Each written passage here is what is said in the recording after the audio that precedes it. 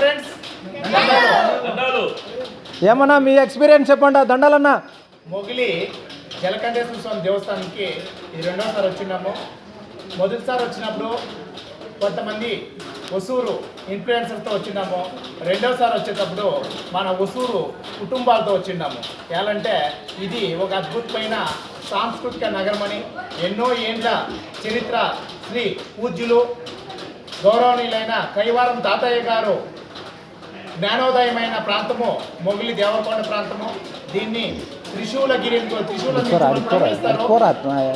ఈ త్రిశూల తీర్థం అనేది వచ్చి మన శ్రీకృష్ణుడు కొండపైన ఆవుల మేపేటప్పుడు మూగు జీవాలకు నీళ్ళు లేదన్నప్పుడు పరమేశ్వరుడు వేడుకుంటే ఆయన త్రిశూలంతో ఆ కొండ మీద త్రిశూలం వేసినప్పుడు నీళ్లు ఊట ఏర్పడుతుంది. ఆ ఊటే ఈ పదికి మనకి ఇక్కడ మొగిలి దేవరకొండలో చిక్కుంది.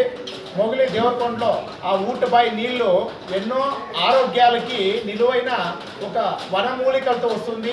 ఈ జగాల నీళ్ళు తాగితే మనకు రోగ నివారణ కానీ ఆరోగ్యం కానీ ఎంతో విధాలు కుదురుపడుతుందని ఎంతో పూర్వీకుల నమ్మకంతో సుమారు 1000 ఏళ్ళ చరిత్ర గల ఈ మొగలి స్వయంభూ కామాక్షి అమ్మవారి దేవాలయం దిగుంటుంది. పైన వచ్చి మన మొగిలి జలకంఠేశ్వర స్వామి దేవస్థానం పైనకి మేమంతా వచ్చిన్నాము.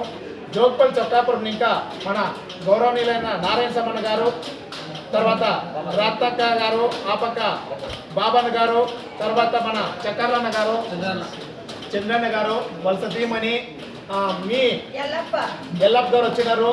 ఒసూరు చిరు పవన్ తేజ్ ఇన్స్టాగ్రామరు, మీ ఒసూరోడు, ఆయపేట దండాలు, ఎస్ఆర్పి ఫ్లవర్ నరసింహ, వీళ్ళంతా కుటుంబ సమేతంగా మేము ఇప్పుడు వచ్చి ఈ దేవాలయం దర్శించుకొని ఇంకా మన పొలంనేరు చుట్టుపక్కల ప్రాంతాల్లో ఉండే దేవాలయం చూసుకొని ఊరు చేరాలని అనుకుంటా ఉన్నాము. ఇదే విధంగా మన ప్రాంతాల్లో ఉండేవాళ్ళు తప్పకుండా ఈ మొగిలి ప్రాంతంలో ఉండేవాళ్ళు మీరంతా రావాలా, అందరూ వచ్చి ఈ అద్భుతమైన దేవాలయాన్ని ఒకసారన్నా సందర్శించుకోవాలా. ఇంకొక చెప్పేది పరిశీలిస్తే కొండ ఎక్కేది పెద్ద విషయం, కారులో వచ్చినాను సరే కొండ దిగేది ఒక అద్భుతము. కొండకి నడుచుకొని ఎక్కేది కానీ నడుచుకొని దిగేది కానీ చాలా బాగుంటుంది. ఒకసారన్నా మనము నడుచుకొని దిగాల. ఇప్పుడు చిన్నోళ్ళంతా నడుచుకొని దిగుతాము.